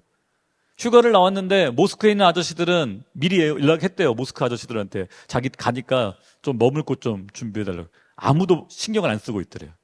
M센터에 온 거예요. 저희가 같이 머물게 해주고 토요일날 결혼식 데려가고 월요일날 저희 권사님 장례식에서 권사님 장례식 데려가고 휴가 나와서 결혼식 장례식 다. 그 다음 휴가부터는 어떻게 할까요? 모스크 안 가요. 계속 M센터로 와요. 할렐루야. 한국말 잘해요. 근데 이런 아이가 또 있어요. 인도네시아 아이도. 인도네시아 아이는 아빠가 한국인, 엄마가 인도네시아 무슬림 여자였어요. 아빠가 일찍 돌아가셔서 인도네시아 엄마에게 컸는데 한국 국적 있죠. 중학교, 고등학교 저 M센터 키웠어요. 논산훈련소 가서 세례받았어요. 그냥 놔뒀으면 무슬림 아이로 자랐을 아이들이 M센터를 만나서 신앙을 갖게 되고 세례를 받고 지금 둘 다 하나는 3사단, 하나는 6사단에서 가장 힘든 곳에서 군생활을 하고 있어요. 근데 이런 아이들이 현재 5천 명이에요. 계속 늘어납니다. 다문화 아이들이. 저는 요즘 다문화 군선교 해야 된다. 이런 시대가 됐다. 여러분 한국 아이들은요. 한국 군대 안 가려고 한국 국적을 포기하고 있습니다. 미국 시민권을 얻고 있고 호주 시민권을 얻고 있고 1년에 한국 국적을 포기하는 사람이 2만 명입니다. 그중에 상당수는 군대 회피가 있습니다. 아이들도 안 태어나는데 국적도 포기하고 있어요. 근데 다문화 아이들은 군대를 가고 있어요. 저는 묻고 싶습니다. 누가 한국인인가? 누가 한국인인가? 군생활하고 나라를 우리 대신 지켜주는 사실 제 둘째 아이가 지금 연평도에서 해병대로 근무하고 있습니다. 아들을 군대에 보냈기 때문에 말할 수 있습니다. 군대 갔다 와야 스티브 유가 한국 사람이 아니잖아요. 그죠? 미국인이죠. 그러나 우리 다문화 아이들은 군대를 가고 있습니다. 한국인으로 크고 있는 것이죠. 근데 얼굴색이 다르다고 외국인 대우하면 안 되는 거예요. 파워포인트 다시 보여주시죠. 제가 흥분했습니다. 네. 국내 체류 외국인은요, 지금 523만 명 도달했고요. 보시면은요, 2000년에서 2007년, 7년 사이에 50만 늘었고요. 6년 사이에 50만 늘었고요. 그 다음 3년 사이에 50만 늘었고요. 3년 사이에 50만 늘었고요. 코로나 때 확 줄었다가 2년 만에 50만 늘었습니다. 50만씩 늘어나는 시간의 이 길이, 인터벌이요, 굉장히 짧아졌습니다. 2, 3년에 50만씩 늘어납니다. 이 추세로 가면은요, 앞으로 한 3년 후면은, 3년이 뭡니까? 2, 3년 후면은, 300만, 400만. 제가 예측해보니까 2040년경 되면 500만 되더라고요. 이주 배경 인구가. 원래 통계청에서는 2040년에 323만을 예측했습니다. 갭이 굉장히 크더라고요. 왜 그런가 봤더니 정부 정책이 작년에 엄청나게 발표됐어요. 그거를 반영을 안 해서 그래요. 실제로 통계청 예측보다 다 10년이 빠릅니다. 그래서 앞으로 10년 후에 대한민국의 모습은 인구의 10% 이상이 이주 배경 인구, 이주민과 그 자녀들로 구성되게 될 것입니다. 그렇다면 한국교회 성도의 10%가 이주민이 될 수 있을까? 우리 지역사회 인구의 10%가 이주민인데 우리 교회 성도는 10%가 이주민이 될 수 있을까? 우리 스스로에게 질문을 던질 필요가 있습니다. 출입국 관리소, 우리 법무부 산하 외국인 정책 통계 월보는 매월 발표됩니다. 굉장히 정확합니다. 우리나라는 미입국이 안 되는 나라이기 때문에 정확합니다. 261만 6월달 나왔는데요. 8월달 통계가 며칠 전에 발표됐는데 263만으로 또 늘었습니다. 국내 체류 동포 중에 3분의 1이 동포입니다. 국내 체류 외국인 중에 3분의 1이 동포입니다. 중국 동포가 제일 많고요. 미국 동포, 우즈베키스탄 동포, 고려인들이죠. 그 순서대로 약 86만. 저는 이주민 선교하면서 이런 생각을 해요. 이주민 선교는요, 통일을 대비한 예비고사 같습니다. 탈북자들까지 생각하면 탈북자들도 3만 5천 명 정도 됩니다. 중국 동포들, 러시아 동포들, 북한 동포들을 함부로 대하면서 어떻게 통일할 수 있을까? 저는 그래서 이주민 선교를 잘하는 교회들이 나중에 북한과의 통일 시대에 선교를 잘할 것이다. 앞으로 난민은 중동에서 오지 않습니다. 레바논 난민이 한국까지 안 옵니다. 시리아 난민 안 옵니다. 서해안으로, 동해안으로 북한 난민들이 100만 명 이상이 내려올 겁니다. 저는 요르단에서 선교사를 있을 때 이라크를 다녔었고요. 시리아를 많이 다녔습니다. 시리아 다마스커스도 수차례 갔었는데 나라가 한번 흔들리니까요. 국민의 3분의 1이 난민이 되더라고요. 저는 이주민 선교는 앞으로 통일 시대를 위한 굉장히 크게 쓰임받을 거라고 믿고 있습니다. 국내 대표적인 고려인 마을들이요, 점점 많아지고 있습니다. 지금 제가 뽑은 것만 11개인데요. 광주 광역시 월곡동에 고려인 마을이 있죠. 안산 저희 바로 센터가 있는 곳이 이제 떼꼬리인데요. 안산 전체로는 한 2만 2천 명 정도 고려인이 살고 있습니다. 인천에는 연수구 한방마을에 고려인 마을이 있고요. 경기도 안성, 평택, 김포, 충남은 아산, 청주, 경주, 경북 경주, 경남 경해, 김해시, 경남 창녕시, 최근에는 충북 제천시에서는 고려인 1000명을 유치하겠다고 시가 나서서 고려인들을 유치하고 있습니다. 이게 지역 인구 소멸과 맞물려 있기 때문에 그렇습니다. 그래도 피가 섞여 있는 고려인들을 유치하자. 그래서 앞으로는 저는 이런 사역이, 이런 고려인들을 도와주고 함께하는 사역이 굉장히 중요하다고 보고 있고요. 고려인들 중국 동포와 다르게 한국어를 잘 못합니다. 그러다 보니 비자로는 동포 비자인데요. 대우는 외국인 대우를 취급을 받습니다. 병원 가는 것도 어렵습니다. 저희 성도들도 러시아 친구들 병원 한번 가려면은요, 한국말 잘하는 러시아인들한테 3만 원씩, 시간당 3만 원씩 돈 주고 병원 좀 예약해달라. 그렇게 가요. 흥미로운 거는요, 이나임 받고 오는 외국인 근로자는요, 4대 보험이 다 됩니다. 동포들은 그런 비자 받고 오지 않거든요. 의료보험이 없어요. 지역가입자로 가입해야 돼요. 의료보험에 대한 굉장히 어렵습니다. 그래서 저희가 그 독산동에 희년의료공제회라고 있습니다. 거기에서는 불법 체류 외국인들을 위해서 공제회를 해요. 그래서 한 달에 10,000원씩 내면 전국의 550개 병원에서 일반 국제 수가가 아니라 굉장히 낮은 수가로 할 수 있게 도와주고 있어요. 왜 이런 얘기를 하는가? 이주민 사역하다 보면 병원 갈 일이 많습니다. 근데 이주민들이 대부분 거의 절반 이상이 그 의료보험이 없어요. 굉장히 어려운 경우들이 많고 도움이 많이 필요해요. 저희가 지난 8월에 저 인도 형제가 불법 체류로 10년 살았던 형제인데요. 고향에 있는 20명을 먹여 살렸어요. 강릉에 수련회 갔다가 이 친구가 발작이 나가지고 혀를 깨물고 쓰러진 거예요. 피를 토하면서. 강릉에 이제 아산병원에 급하게 응급실로 해서 살렸는데 그 선망 증세가 나타나고 뇌출혈이 나오고 그래서 거의 죽을 지경이었어요. 그래서 아무래도 돌아가실 수 있는 가능성이 커서 아하마드라는 형제였는데 고향에 인도에 전화해서 가족들한테 한 명이 오셔야 될 것 같다. 너무 생사가 지금 경계선에 있어서 위험하다. 근데 가족들이 못 온대요. 저희 보고 알아서 하래요. 다 무슬림들이죠. 이 친구는 작년에 세례를 받았어요. 아하마드라는 형제가. 그래서 저희가 어떻게 했을까요?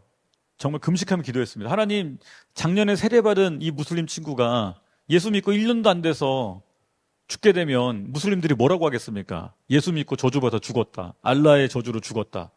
하나님의 이름이 먹칠되면 안 됩니다. 고향에 있는 가족이나 여기 남양주에 있는 인도 친구들이 이런 얘기 나오지 않도록 주님 이 형제 좀 살려주십시오. 작년에 세례받은 친구입니다.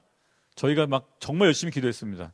감사하게도 2주 만에 살아났습니다. 퇴원까지 했습니다. 할렐루야. 그 일로 인해서 인도 친구들이 더 열심히 예배 나오기 시작했어요. 저희가 힘을 모아서 돈을 모으고 또 기아대책이나 또 희년의료공제나 도움을 요청했더니 거기서도 500만 원씩 300만 원씩 도움을 주셨어요. 병원비도 해결하고 병원비도 낮춰주시고 고향에 가족들한테 가서 전도하겠다고. 가족들은 포기했어요. 당신들이 알아서 해라. 우린 돈도 없고 아무것도 못하겠다. 그런데 믿음의 사람들이 같이 힘을 모아서 살려냈더니 이 친구가 작년에 세례받은 친구가 자기는 전도자가 돼서 가족을 전도하겠다. 그래서 인도로 불법 체류 다 이제 정리하고 돌아갔습니다. 이런 일들을 경험하면서 이주민 선교는요, 결국은 복음으로, 기도로 승부를 내야 됩니다. 할렐루야. 네. 이건 꼭 얘기하고 싶은데요. 여러분, 스웨덴 하면 어떤 이미지십니까? 굉장히 평화로운 나라죠. 근데 작년 올 초에 어떤 일이 벌어졌는가? 국가 비상사태가 선포됐습니다. 이유는 깽단들이 스톡홀름 한복판에서 기관총 난사를 하고요. 수류탄 던지고 시가전을 벌여버렸어요. 그래서 군대를 동원해서 진압을 했습니다. 근데 그 깽단들이 누군가 아프간, 시리아, 아랍에서 온 이민자들의 2세들이었습니다. 1세들은요. 힘든 일 해도 버팁니다. 자기 나라보다 거기가 나으니까. 근데 1.5세 2세대들은요. 그 나라 말을 잘하고 그 나라 사람들하고 같이 교육받았는데 얼굴색이 다르고 아랍계라는 이유로 계속 무시받았어요. 그 아이들이 외로운 늑대로 있다가 나중에 늑대 떼가 돼버린 거예요. 그래서 그들끼리 깽단을 만들고 그들끼리 시가전을 스톡홀름에서 벌여버린 거예요. 그래서 난리가 났었습니다. 저는 그런 생각이 들어요. 한국도 이런 일이 앞으로 벌어질 것이다. 저희 이주민 아이들, 특히 다문 아이들도 그렇지만 중도 입국한 아이들이 굉장히 심각합니다. 돌봐주는 사람이 없어요.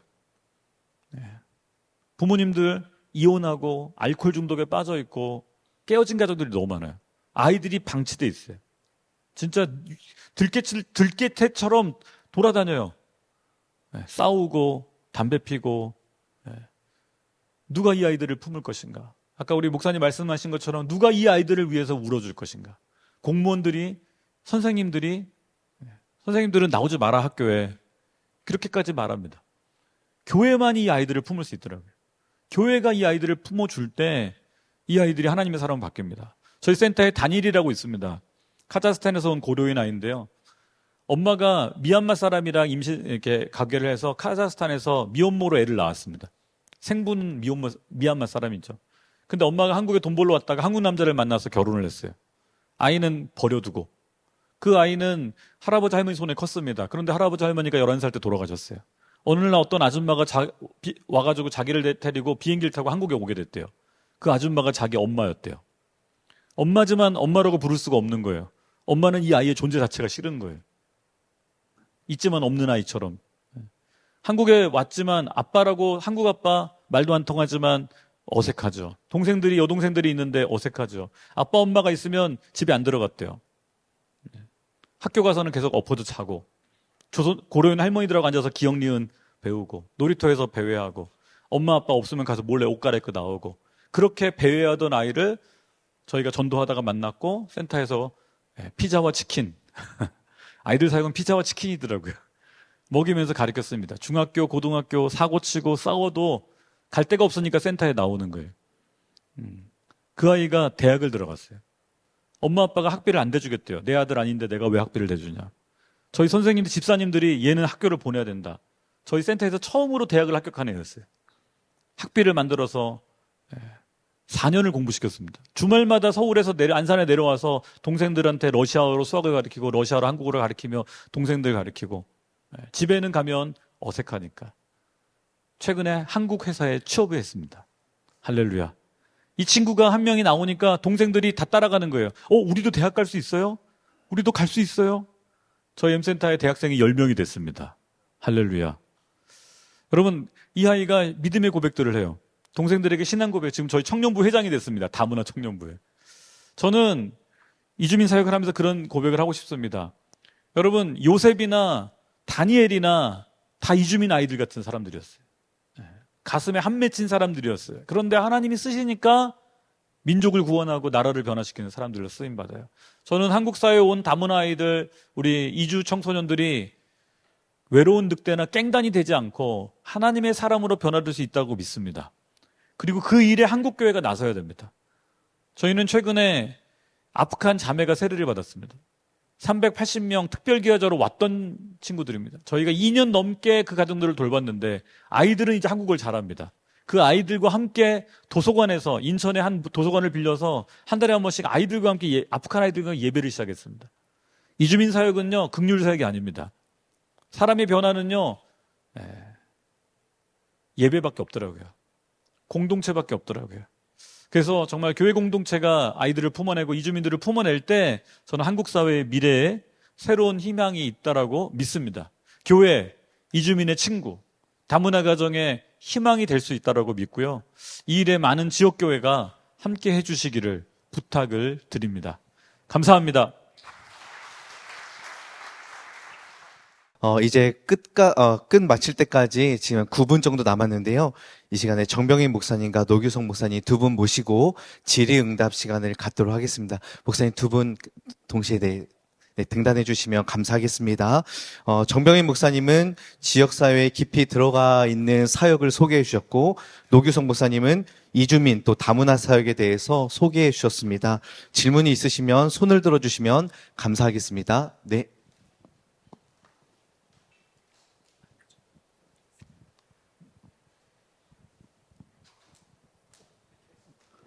울산에서 온 하늘숲교회 손승호 목사입니다.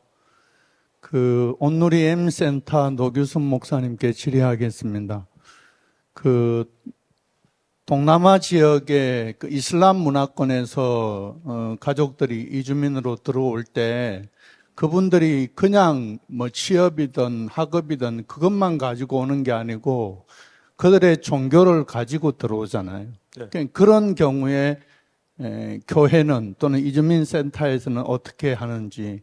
저희는 저희 M센터 차원에서는요, 저희 아랍어 예배와 페르시아, 이란 예배, 그 다음에 인도네시아, 우즈베키스탄 4개에 대해서는 저희가 무슬림만 사역하고 있습니다. 그래서 그분들을 적극적으로 다가가서 만나고 도와주고 교회로, 저희 센터로 와서 같이 예배에 오도록 초청을 하고 있고요. 쉽진 않습니다. 그런데 지속적인 관계를 맺습니다. 설령 예배에 나오지 않을지라도 계속해서 그 자녀들을 도와주고 케어해주면서 신뢰를 얻기 위해서. 왜냐하면 그분들은요, 무슬림 소사이어티가 있습니다. 무슬림 이미 특히 화성이나 이런 데는 중앙아시아 무슬림들은 굉장히 강력한, 우즈벡 사람들 특히 강력한 자기 커뮤니티가 이미 형성이 돼버렸습니다. 그럼에도 불구하고 자기들끼리 믿지 못합니다. 그래서 정말 필요할 때는 저희한테 요청을 합니다. 근데 그런 식으로 관계가 깊어질 때 세례자가 나오고요. 감사한 것은 저희가 금년에도 아프간 1명, 이란 5명, 6명의 무슬림이 세례받았습니다. 매년 5, 6명. 지금 지난 한 10년 동안 거의 70명의 무슬림이 세례를 받았습니다. 그래서 제가 가능하다라고 저는 믿고요. 중동에서는 제가 무슬림에게 세례를 한 번도 못 줬는데 지난 10년간 많은 무슬림들에게 세례를 주면서 사실은 이제 하나는 신뢰, 관계에서 신뢰가 쌓이고, 두 번째는 영적 체험이 필요하더라고요. 그래서 저희가 수련회를 통해서 이 친구들이 성령을 경험하면 바뀌는 걸 봤습니다. 그래서 저는 교회가 포기하지 않고 무슬림들을 만나고 관계를 맺고 찾아가시기를 저는 격려를 하고 싶습니다. 네, 감사합니다. 우리 정병인 목사님 그 지역사에 관해서 질문 있으시면 손 들어주시면 감사하겠습니다. 네. 저희는 충북 영동 방주 순복음교회입니다. 저희 교회는 장애인 사역을 준비하고 있습니다. 성도들 중에 장애인이 많고 그룹홈을 하시는 분들도 두 가정이 있거든요. 근데 저희가 주간보호 센터 같은 것을 장애인 대상으로 할 때 저희 담임 목사님은 단독 건물이 있어야 될 것이다라고 말씀을 하시는데, 이제 교회가 뭐 몇 층 건물이면 한 1층을 그런 시설로 사용해도 되는지 여쭤보고 싶습니다. 네.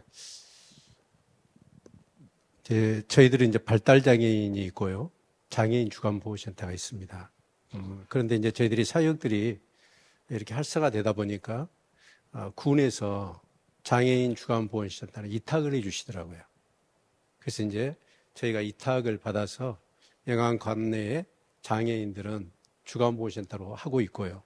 그리고 이제 발달장애인은 우리가 이제 폐교를 활용해서 공간들을 확보해 놨기 때문에 얼마든지, 그런 이제 발달장애인도 굉장히 다양합니다. 그냥 일반 사람도 있지만 실제로 학교에 다니는 애들도 있거든요. 그럼 이제 그런 애들을 우리가 방과 후에 데리고 와서 이렇게 하고 실제적으로 그 공간에 저희들이 다 이렇게 하고 있거든요. 근데 이제 공간 때문에 이제 고민이 되신다고 하면 제가 볼 때는 그건 문제가 되지 않을 것 같아요. 교회 1층이나 그런 공간 작은, 저희도 처음에는 저희는 오병이어의 기적이라고 그러거든요. 한 3평짜리에서 도시락 배달부터 시작했어요. 그런데 지금 직원이 160명이거든요. 그 사람 급여를 다 주고 있어요. 근데 이거 뭐냐면 우리가 마음이 있잖아요. 그러면서 이제 진짜 장애인들하고 실제적으로 이제 복지라는 건 그렇습니다. 나는 정상이고 나는 괜찮으니까 저 사람들을 불쌍해서 돕는다. 그건 안 되더라고요. 그들과 장애인들과 똑같이, 사실은 이제 장애인들을 섬기면서 어떤 것을 느끼냐면, 우리는 웃음을 웃더라도 계산해서 웃잖아요. 장애인들은 그런 게 없습니다. 그냥 본능적이에요. 그러니까 얼마나 순수한지 몰라요. 그러면 우리가 장애인들을 섬기면서 어쩌냐면 우리가 되려 치유가 되어지더라고요. 그러니까 이제 공간은 걱정 안 하셔도 됩니다. 교회에 뭐 4평짜리가 있으면 하셔도 되고요. 조금 더 넓으면 더 좋겠죠. 거기서 일단 시작하십시오. 그러면 다 이제 그 뜻이 있는 것에 길이 있고 하나님이 도우시잖아요. 저희도 3평에서 시작했는데 지금 아마 전체 예산, 그 재산 규모를 따진다면 몇 배가 될 겁니다. 근데 이렇게 되어져 버리더라고요. 일단은 제일 중요한 게 뭐냐면 그냥 하시면 됩니다. 하시면 다 방법들이 나오더라고요. 네. 답이 됐으면 좋겠습니다. 네. 네, 마지막으로 질문 하나만 더 받고 마치도록 하겠습니다. 네, 목사님. 청주 성당교회 이철웅 장로입니다. 이주민 성역을 하고 있는데요. 질문할 게 너무 많은데 딱 한 가지만 질문을 하겠습니다. 목사님 말씀하신 긍휼사역이 아닌 복음사역 해야 된다는데 공감을 하고요. 그러면 복음을 전달해야 되는데 어느 문제는 어떻게 극복하셨는지에 대해서 짧게. 네, 저희도 그 예배가 이제 설교자가 세 종류입니다. 하나는 현지인 목사님들, 특히 신학교에 와 있는 그분들이 할 때는 별로 그런 어려움이 없고요. 두 번째는 한국인 선교사님들이 언어가 되는 분이 하실 때가 있고요. 마지막으로는 한국어로 하면서 통역을 쓰는 경우가 있습니다. 그래서 많은 경우에는 한국어로 하고 현지인 친구 중에 한국어를 조금 할 줄 아는 친구가 통역을 합니다. 사실은 그 통역자가 제자가 됩니다. 예. 그래서 사실 신앙이 없는데도 한국어 잘한다는 이유만으로 목사님하고 전도사님하고 그 한 이틀 전부터 설교 미리 공부하면서 그 한 친구를 사실을 놓고 설교를 하는 거고요. 그 친구가 변화되면 이 친구가 신학교로 헌신해서 가게 되고요. 그게 가장 저희도 몇 명이 그래 나오는데, 그리고 또 한 가지는요, 성경 통독을 같이 합니다. 성경을 가르치려고 하면 힘든데 통독은 되게 쉽습니다. 그래서 한국 분은 그냥 한국 성경 읽고요. 형제들 앉아가지고 자기를 성경 주고, 이 친구들 성경 처음 읽어봤거든요. 요한복음 같이 읽는 거죠. 이번 주는 1장부터 5장까지, 다음 주는 6장부터 10장까지. 그럼 자기들끼리 성경 읽다가 자기들끼리 이제 나누기 시작합니다. 그럼 자기들끼리 은혜 받고요. 갑자기 막 울기도 하고. 그래서 저희가 성경을 막 가르치려고 하기보다 성경 통독만 시켜도 이 친구들 가운데 하나님의 말씀이 역사하는 걸 저희가 보고 있습니다. 그래서 너무 어렵게 생각하지 마시고요. 가능한 방법으로 시작하시면 된다라고 저는 말씀드리고 싶습니다. 감사합니다. 네, 감사합니다. 많은 궁금증이 있으시겠지만, 네, 나중에 연락 주시고, 네, 물어보시면 좋겠고.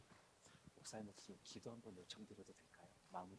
마무리. 네, 우리 사모리교회 정병희 목사님께서 기도해 주시고 저희 마치도록 하겠습니다. 하나님, 우리는 교인을 만들려고 그럽니다. 그래서 어떻게 하든지 교회를 성장시키려고 합니다. 그러나 중요한 것은 사랑입니다. 예수 그리스도의 삶을 보여주는 겁니다. 지역과 소통하지 않고 어떻게 지역을, 세상을 정복할 수 있겠습니까? 그 방법은 무기도 아니고 돈도 아니고 물질도 아닙니다. 복음입니다. 십자가입니다. 사랑입니다.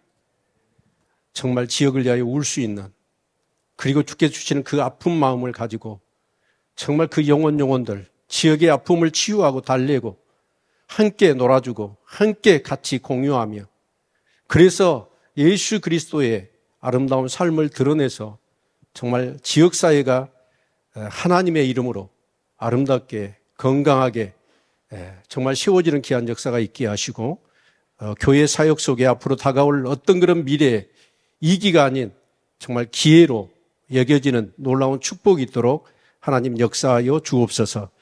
예수 그리스도의 이름으로 기도합니다. 아멘. 감사합니다, 목사님.